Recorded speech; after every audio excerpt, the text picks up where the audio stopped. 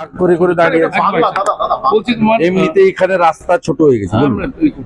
বলছি যে যেভাবে ওয়াকফ আইন নিয়ে রাজ্য সরকারের যে বিজ্ঞপ্তি রেজিস্ট্রেশন করতে বলা হচ্ছে পোর্টালে, কি উদ্দেশ্যে এবং ওয়াকফ আইন মেনে নিল না? উদ্দেশ্য কিছু না, দেশে তো সংবিধান শেষ কথা বলে, আপনি আমি তো শেষ কথা বলতে পারি না, রাজনৈতিক দল শেষ কথা বলতে পারে না। সংসদের দুটো সদনে পাস হওয়ার পরে, রাষ্ট্রপতি মহোদয়ের সই হয়ে যাওয়ার পরে, আইন তৈরি হয়ে যাওয়ার পরে, সে আইন মানতে প্রত্যেকটা নাগরিক সরকার বাধ্য। সেটাই হয়েছে। আজকে প্রশ্ন করব সিদ্দিকুল্লাহ চৌধুরীদের বা অন্যান্য তোহা সিদ্দিকী সহ অন্যান্য যারা মুসলিম নেতাদের, মুসলিম পার্সোনাল ল বোর্ডের যারা পশ্চিমবঙ্গের নেতৃত্ব দিয়েছিলেন সেই সময়, তাদেরকে প্রশ্ন করব, যারা বলেছিলেন মমতা ব্যানার্জি আছে, আমাদের কোনো চিন্তা নেই। রানী রাসমণি রোডে তৃণমূল কংগ্রেসের সংখ্যালঘু মোর্চার সভা থেকে ফিরাদ হাকিম, কল্যাণ ব্যানার্জিরা যে ভাষাতে বলেছিলেন, আবু তাহেররা যে কথা বলেছিলেন, আজকে তাদেরকে প্রশ্ন গিয়ে করুন। তারা তো বলেছিলেন, এবং মমতা ব্যানার্জি নিজে বিধানসভায় যে বিশেষ প্রস্তাব এনেছিলেন এবং আমাকে সাসপেন্ড করে বাইরে রেখেছিলেন যাতে আমি বলতে না পারি, সেই ওয়াকফ অ্যামেন্ডমেন্ট বিলের উপর যে নিন্দাসূচক বা বিরোধিতা সূচক প্রস্তাব, সেই প্রস্তাবে বক্তৃতা দিতে গিয়ে মুখ্যমন্ত্রী বলেছিলেন যে পশ্চিমবঙ্গে ওয়াকফ অ্যামেন্ডমেন্ট বিল কার্যকর হবে না। আজকে কি এমন ঘটলো কার্যকর হলো? মোথাবাড়ির যে হিন্দু দোকানদারদের সর্বস্ব গেল, ধুলিয়ান শামসেরগঞ্জে যে হিন্দু পলায়ন হলো, হরগোবিন্দ দাস চন্দন দাসের যে খুন হলো, ধুলিয়ান শামসেরগঞ্জে 10টা হিন্দু গ্রামে 1200 বাড়ি পুড়িয়ে দেওয়া হলো, গণলুট হলো, পশ্চিমবাংলার বিভিন্ন জায়গায় যে অশান্তি হলো, এর দায়িত্ব কে নেবে? এর খেসারত কে দেবে? আমি আজকে যারা ওয়াকফ অ্যামেন্ডমেন্ট বিলের বিরুদ্ধে আন্দোলন করছিলেন তাদের কাছে প্রশ্ন করতে চাই। আপনাদের আন্দোলন করতে বলেছিলেন মমতা ব্যানার্জি, তৃণমূল কংগ্রেস। আন্দোলনটা ছিল ওয়াকফ অ্যামেন্ডমেন্ট বিলের বিরুদ্ধে। মমতা ব্যানার্জি সেই ওয়াকফ অ্যামেন্ডমেন্ট বিল পশ্চিমবঙ্গে কার্যকর করলেন। তাহলে কি আপনাদের আন্দোলনটা ছিল হিন্দুদের বিরুদ্ধে? আজকে এই প্রশ্ন পশ্চিমবাংলার প্রত্যেকটা নাগরিক করবে। মালদার কালিয়াচকে জমি নিয়ে তৃণমূলের দুই গোষ্ঠীর সংঘর্ষ, এর মধ্যে দেখা গেল পঞ্চায়েত সদস্য তিনি সালিশি সভা ডাকলেন, সেখানে বিচার হলো আরেক তৃণমূল কর্মীর, গুরুতর আহত আরো 6 তৃণমূল কর্মী, এবং সেখানে পিটিয়ে খুন করা হয় এক তৃণমূল কর্মীকে, এমনটা অভিযোগ উঠে আসছে। বুথ সভাপতির ছেলেকে অস্ত্র হাতে দাপাদাপি করতে দেখা যাচ্ছে, এরকম ভিডিও ভাইরাল হচ্ছে। এই যে দিকে দিকে এটা কালিয়াচকের যে যদুপুর সহ কালিয়াচকের যে বড় একটা এলাকা, এসব জায়গায় ক্যাঙ্গারু কোর্ট চলে। যেমন এখানে বেলঘরিয়াতে জয়ন্ত চালিয়েছিল, অথবা আপনার উত্তর দিনাজপুরের চোপড়াতে আপনারা দেখেছেন ক্যাঙ্গারু কোর্ট, বর্ধমানেও এক কাউন্সিলরকে দেখেছেন। ওই কালিয়াচক 1 নম্বর ব্লক এলাকা, যেটা সুজাপুর বিধানসভার মধ্যে পড়ে, সেখানে পুলিশ প্রশাসন কিচ্ছু নেই। একটা সমান্তরাল মাফিয়া গুন্ডাদের রাজত্ব চলে, এবং এদের ভোটের বিনিময়ে তৃণমূল কংগ্রেস এবং তার পুলিশ সাহায্য করে। এদের কাজ হচ্ছে তৃণমূল কংগ্রেসের ওই ভোট লুট করা, আর বাংলাদেশ পার্শ্ববর্তী এলাকা অবৈধ অনুপ্রবেশকারীদেরকে ঢোকানো, এবং ওই এলাকাতে জাল নোট থেকে, হেরোইন থেকে শুরু করে, আফিং চাষ থেকে শুরু করে, গাঁজা চাষ থেকে শুরু করে এমন কোনো অপকর্ম, অবৈধ কাজ নেই যেটা ওই এলাকার একটা বড় অংশে মাফিয়া গুন্ডারা করে। তাই শান্তিপ্রিয় জনগণকে খেসারত দিতে হচ্ছে। মাঝে মাঝেই মৃত্যু ঘটে। তৃণমূলের ছোট থেকে বড় অনেক নেতার কোমরে জামা তুললে দেখবেন 9mm পিস্তল সেখানে আছে। পুলিশ জেনেও এদেরকে কিছু করে না, কারণ এদের মাথায় পুলিশ মন্ত্রী মমতা ব্যানার্জির হাত রয়েছে। খড়গ্রামে বিএলওর মৃত্যু, ইউপিতেও বিএলওর মৃত্যু দেখালেন শতাব্দী রায়, সম্পূর্ণ মৃত্যু। শেষ একটা শেষ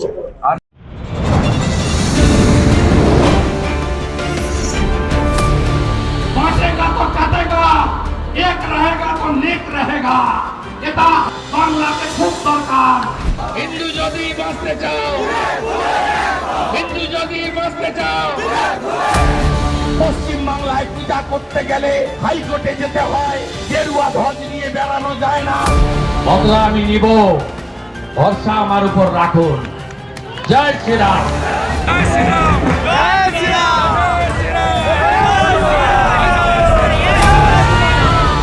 65% হিন্দুকে এক করেছিলাম।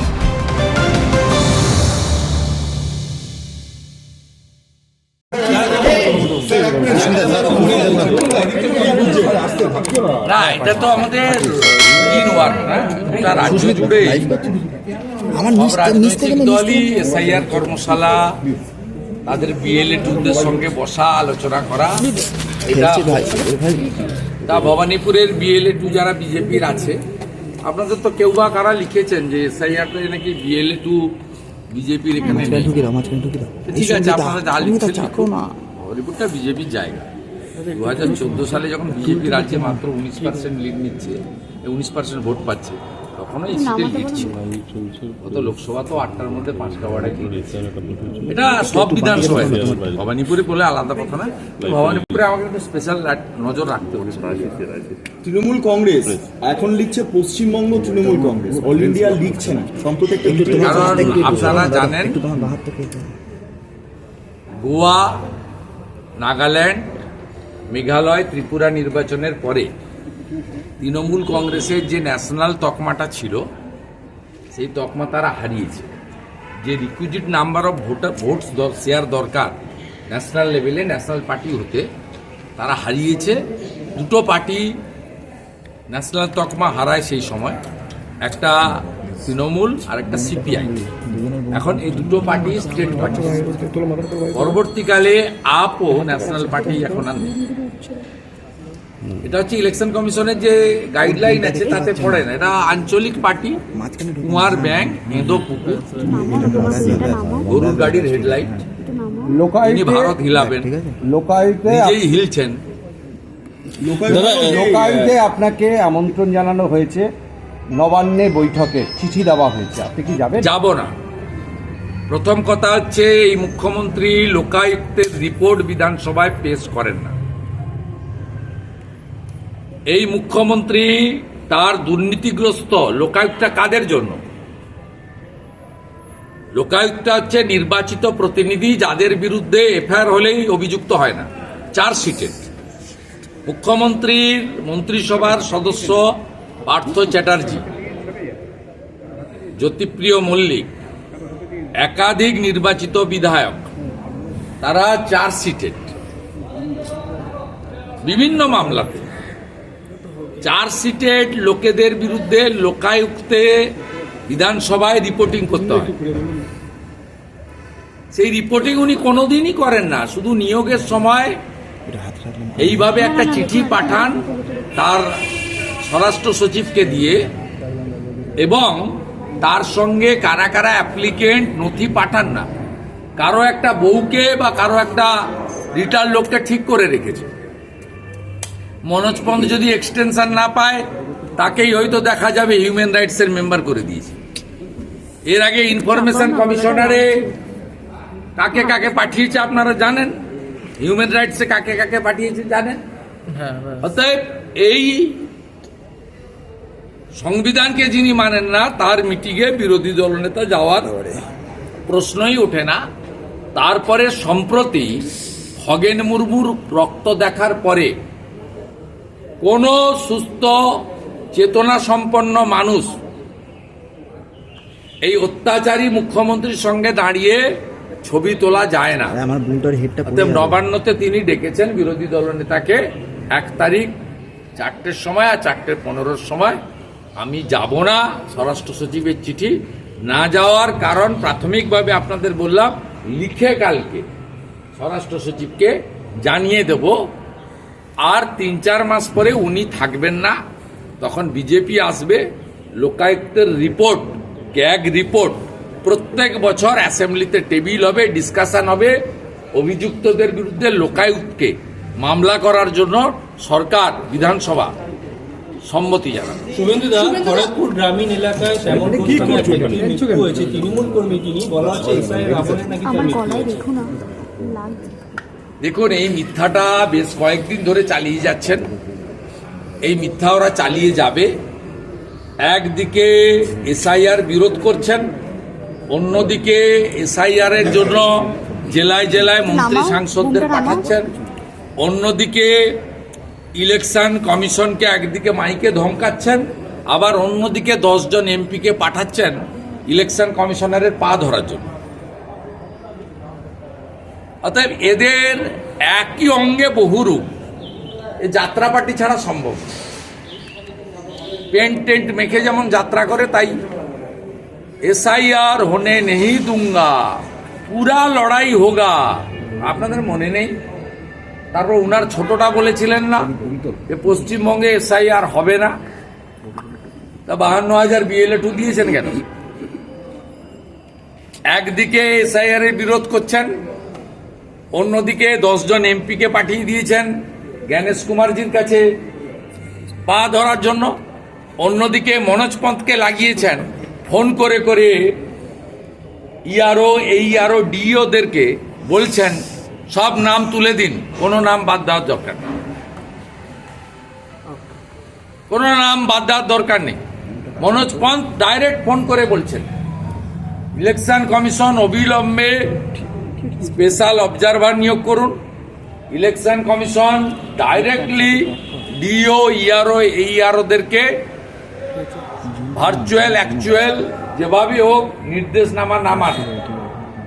সোফার মাই নলেজ 1,20,00,000 ভোটার এখনো পর্যন্ত আপনার ডিজিটাইজ হয়নি, আর যা ডিজিটাইজ হয়েছে তার মধ্যে 27,500-28 লক্ষ নাম বাদ গেছে।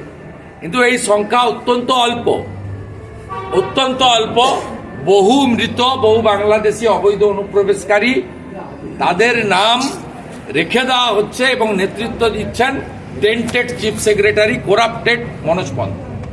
আমাদের কাছে এভিডেন্স আছে, আমরাও পুরো নজর রেখেছি। প্রক্রিয়াটা আরো 2 মাস চলবে, আপনারা করতে থাকুন, আমরা কাটিয়ে ছাড়ব। আমাদের হাতেও 6 নম্বর, 7 নম্বর, 8 নম্বর ফর্ম আছে, আমরা প্রয়োগ করব। বিজেপিও খুব খারাপ একটা লড়াই, হয়তো আপনাদের চশমাতে আমরা নেই, তো আমরা আছি, মাঠে আছি। ডায়মন্ড হারবারে এসপি কে পূর্ব মেদিনীপুরে বদলি করা হলো, ইঙ্গিতপূর্ব কিছু? সমস্ত জায়গায় সমস্ত এসপি কেই বদল করা হচ্ছে ভোটের আগে। 40 জন আধিকারিককে বদলি করা হয়েছে ভোটের আগে। এসপি কে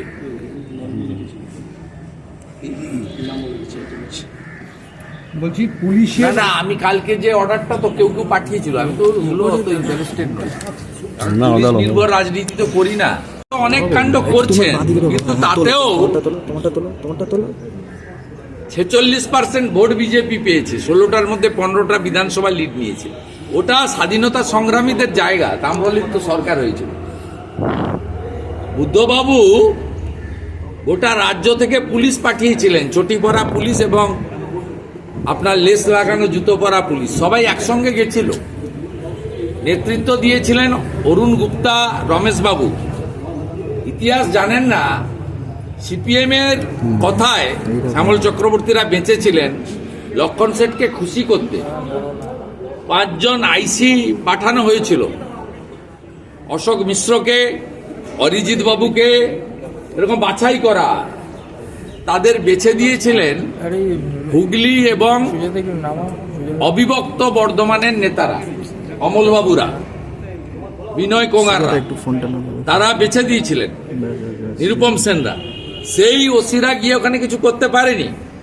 আপনারা ইতিহাস জানেন না, 1.5 বছরে 7টা এসপি দিয়েছিলেন বুদ্ধবাবু, মানে সিপিএম এর চাপে। বুদ্ধবাবু লোক ভালো ছিলেন, সিপিএম আলিমুদ্দিনের চাপে ওনাকে দিতে হয়েছিল। কে জি অনিল শ্রীনিবাস, SS পান্ডা, অশোক দত্ত, অশোক বিশ্বাস, বাস্তব বৌদ্ধ, জয়রাম রমেশ, এইরকম 7 জনকে দিয়েছিলেন 15 মাসে। তারপরেও অতীত করে দিয়েছি। 2019 আমি বিজেপিতে জয়েন করিনি, বিজেপি ওই জেলায় পেয়েছিল 37%। আমি জয়েন করার পরে 21-এর ভোটে তৃণমূল পেল 43%, বিজেপি পেল 44%, 7টা এমএলএ জিতল। 24-এর নির্বাচনে বিজেপি পেল 46%, 2টো এমপি জিতল। অভিজিৎ বাবু ৮০,০০০-এর কাছাকাছি, সৌমেন্দু ৫০,০০০-এর কাছাকাছি। 16টা বিধানসভার মধ্যে 15টাতে লিড। লিখে রাখুন আমার নাম করে, 16টাই পদ্মফুল পাবে। 51% ভোট আমার টার্গেট। 37টা 44 করেছি মাত্র 2 বছরে। 44টাকে 46 করেছি মাত্র 3 বছরে। আর 2 বছরে মানে 24-এর পরে 51% ভোট দিয়ে বিজেপির 16টা সিট জিতাবো। আর পশ্চিমবঙ্গে পূর্ব মেদিনীপুরের পার্সেন্টেজ 46% ভোট নিয়ে বিজেপি সরকার করবে। বলছি এই ওয়েলফেয়ার অতএব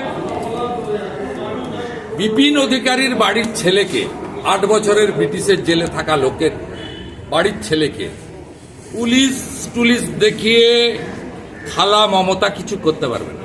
ওয়েলফেয়ার বলছি ওয়েলফেয়ারের না। আমি সিদ্দিকুল্লাহ চৌধুরীর স্টেটমেন্ট শুনতে চাই, তোয়া সিদ্দিকের স্টেটমেন্ট শুনতে চাই।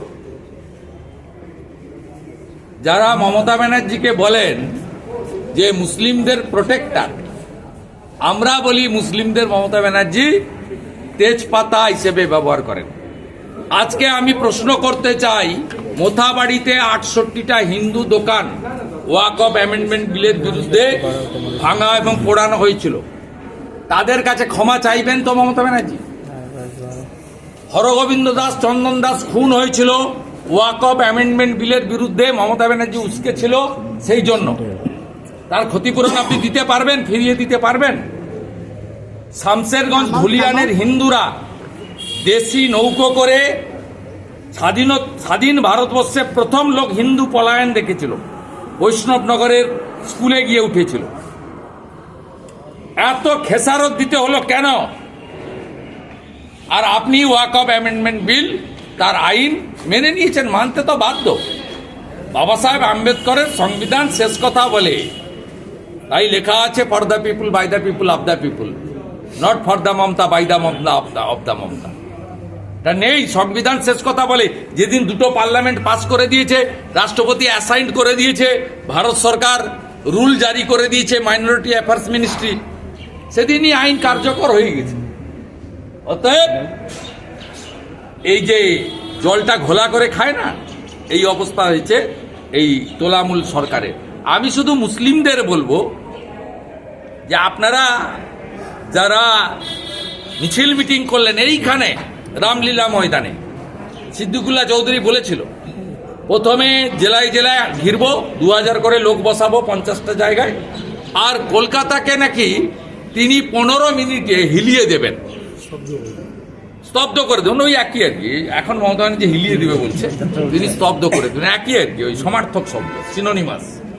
তা বলেছিলেন এখন একটু লেকচার দিন, আমরা চাই, শুনতে চাই। আর যে হিন্দুদের ক্ষতি করেছেন এই আন্দোলনের মধ্য দিয়ে, তাদের ক্ষতিপূরণ দিন, গলায় গামছা দিয়ে ক্ষমা চান। মমতা ব্যানার্জি 3 আর 4 মালদা মুর্শিদাবাদে যাচ্ছে, ক্ষমা চেয়ে আসুন, গিয়ে ক্ষমা চেয়ে আসুন। আর মুসলমানরা যদি সত্যিকারে ওয়াকফ অ্যামেন্ডমেন্ট বিল গ্রহণ না করে থাকেন, তাহলে মমতা ব্যানার্জিকে বয়কট করে দেখান যে আপনারা ওয়াকফ অ্যামেন্ডমেন্ট বিলের বিরোধী। আর যদি মমতা ব্যানার্জির এই চালু করা মেনে নেন, তাহলে বুঝতে হবে যে আপনাদের আন্দোলন ছিল ওয়াকফ অ্যামেন্ডমেন্ট বিলের বিরুদ্ধে নয়, সাধারণ গরিব নিরীহ হিন্দুদের বিরুদ্ধে।